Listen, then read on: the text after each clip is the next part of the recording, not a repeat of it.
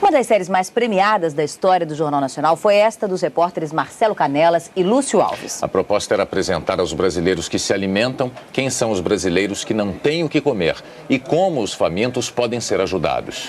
Este marco do telejornalismo foi ao ar em junho de 2001 e ainda hoje é exibido em salas de aula como um documento fiel, dramático e emocionante da fome no Brasil. Uma tragédia construída ao longo de 500 anos.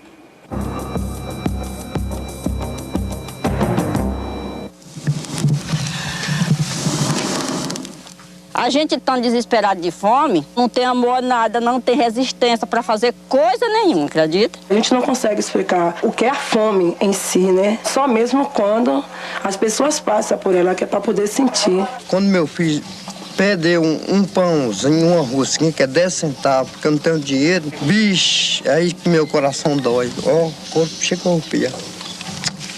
Uma tragédia a conta-gotas, dispersa, silenciosa, escondida nos rincões e nas periferias. Tão escondida que o Brasil que come não enxerga o Brasil faminto. E aí a fome vira só número, estatística, como se o número não trouxesse junto com ele dramas, histórias, nomes.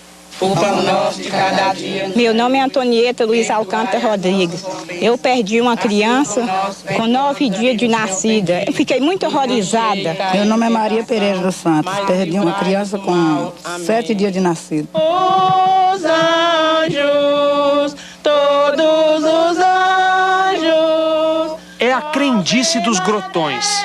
Bebê que morre vira querubim? Anjo não tem pecado, né? Tem pecado é nós, adultos.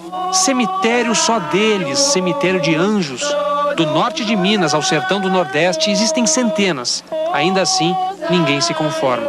Se passa bem ou se passa mal, comendo ou sem comer, mas acho que todas as mães queriam o seu filho ao lado delas. Na inversão do ciclo da vida, proeza é criança viva. Bebê recém-enterrado é acontecimento banal.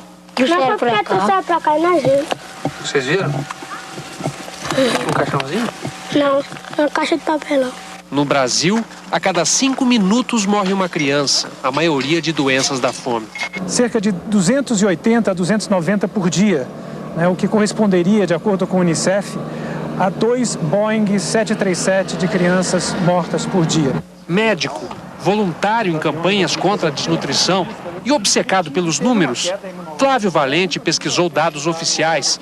Existem pelo menos 36 milhões de brasileiros que nunca sabem quando terão a próxima refeição. Nossa maior contradição. Nós temos aqui todas as condições técnicas para garantir a erradicação da fome. E uma enorme acomodação da sociedade, inclusive da classe média, nesse esquema de acreditar que isso é natural. A fome é uma coisa criada pelo ser humano, porque ninguém nasceu para morrer de fome. Povoado de Santa Úrsula, no sertão da Bahia. Tem um bocado de casa vazia aqui, né? É. Abandonada? Abandonado, porque aqui é muito pobre, dessa lá, os povos lá das casas vão embora. Aqui já teve muita gente, mas tanto povo para casa seca e fome, se arrancaram tudinho, quase tudo. Santa Úrsula virou cidade fantasma. Maria só ficou porque recebe pensão. Sirene também ficou. Apesar do salário atrasado, ele tem um compromisso moral. Tem que aumentar uns 2 quilos. E tá sendo difícil para eles aqui. Agente de saúde, ele tenta sozinho conter a mortalidade provocada pela fome. Meus meninos nasceram tudo fracos, sabe? E essa aqui ainda foi dos que nasceu mais fortinho um pouquinho, foi ela. Mas ela tem que ganhar um pouquinho mais de peso, né? Verdade, tem sim. Você sabe como é que você vai fazer para ela ganhar um pouquinho mais de peso? Sei não. Mas o que você acha que é para eu fazer? O que mais poderia fazer evangelista sem roça e sem emprego? O pai esforça. Com o salário que ele tem é os braços. Tirando madeira para ver se consigo vender para comprar o que ele se comer. 800 quilômetros ao sul, mais um povoado pobre no Vale do Jequitinhonha, Minas. Aqui, onde as crianças compartilham favas contadas, adultos comem bofe de bode. Maria Rita mal se segura em pé. Eu tô sentindo anemia, acho que é profunda. O médico diz que a senhora tem que se alimentar bem, é isso? É. E a senhora diz o que pra ele? Eu falei que ele onde é que eu acho. O filho não consegue ajudar.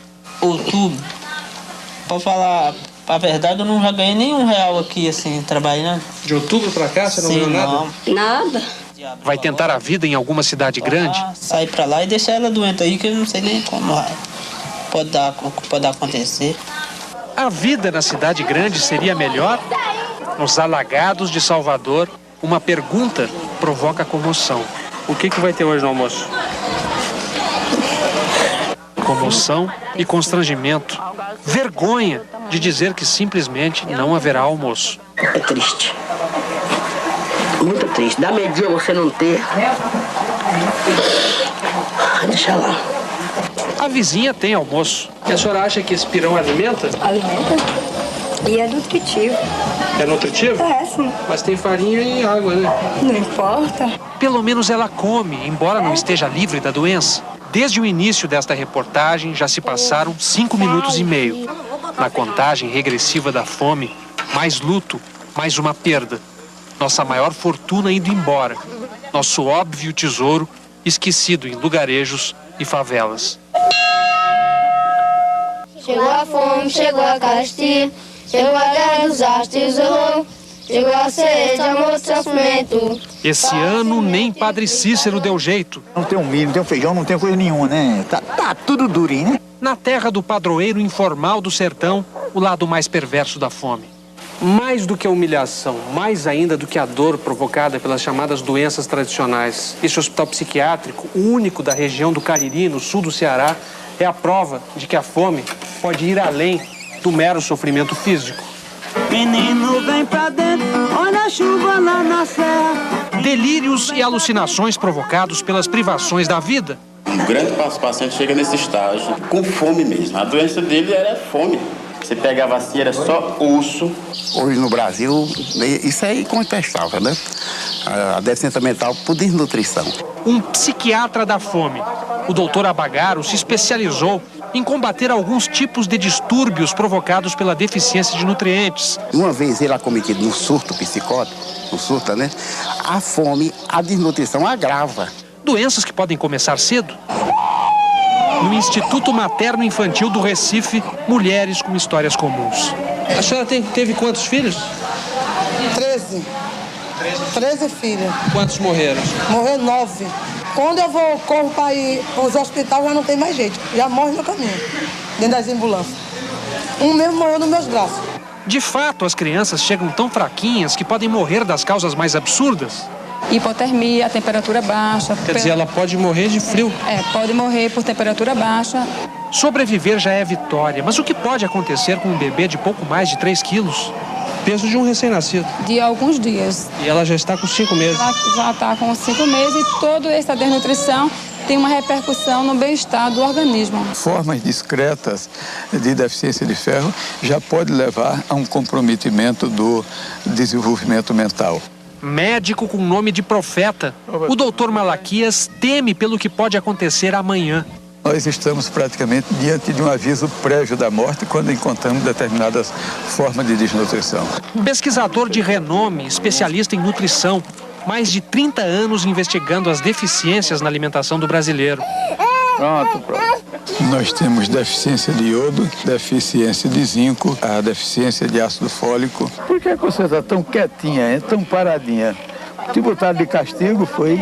É bater o olho para saber. A menina pode estar com deficiência de ferro, um mal que atinge até 47% das crianças, inclusive em estados ricos como São Paulo. A meu modo de ver, deveria se tornar obrigatória, ao invés de simplesmente facultativa, a adição de ferro aos alimentos. Antes fosse nosso único problema. Opa, deixa eu ver aí. Se a cabeça está crescendo para ser inteligente.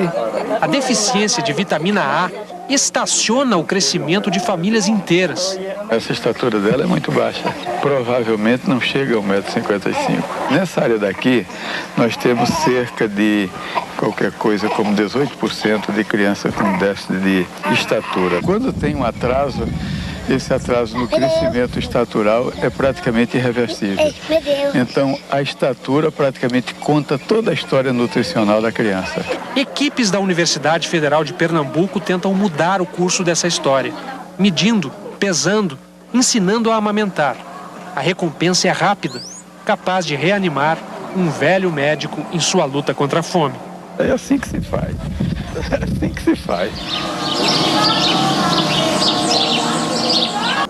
No Vale do Jequitinhonha, em Minas, crianças dividindo grãos, cidades abandonadas na Bahia, as doenças da escassez em Pernambuco, a população faminta no Piauí, o choro da fome em Salvador ou na periferia de São Paulo.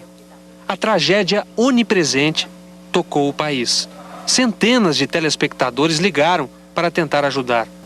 Cada pessoa com uma razão, uma imagem que despertou o desejo de ajudar. Aquele sorriso triste dela, porque foi um sorriso triste, me deixou com vergonha de mim mesma. Aquilo ali foi de desolação. Foi como se um tufão tivesse devastado a minha alma. Maria Rita. Terezinha guardou o nome da mulher que viu na TV. Queria ampará-la. No dia seguinte, ficou sabendo. Maria Rita morreu. O que eu mais penso é... foi muito tarde.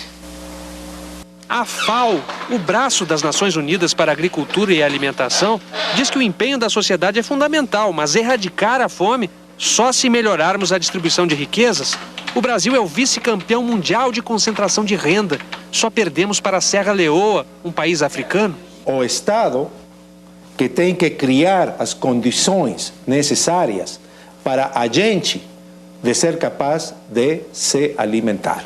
O governo concorda, a causa principal da desigualdade é a concentração de renda, mas o Instituto de Pesquisas Econômicas Aplicadas, ligado ao Ministério do Planejamento, diz que mesmo assim há menos famintos.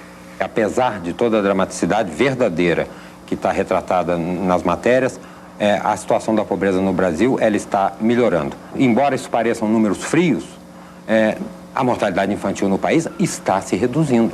Está se reduzindo e num ritmo bastante satisfatório. Se a gente falar em gente, ainda são 1,5 milhão de crianças menores de 5 anos que sofrem de desnutrição no Brasil. Eu não acho que isso seja um número que a gente possa dizer que é pequeno. O médico Flávio Valente coordena 87 entidades que lutam contra a fome e se dedicam a superar um comportamento comum. A aceitação que existe por parte da sociedade de que crianças ainda morram de fome no nosso país e que isso seja considerado natural ou coisa de Deus. Todos nós somos responsáveis para mudar essa situação. Porque somente no momento em que a gente não aceitar mais isso, é que a gente vai ter a coragem de tomar as decisões políticas que são necessárias para tomar, para resolver o problema, que é fácil de resolver, não é tão difícil assim de resolver.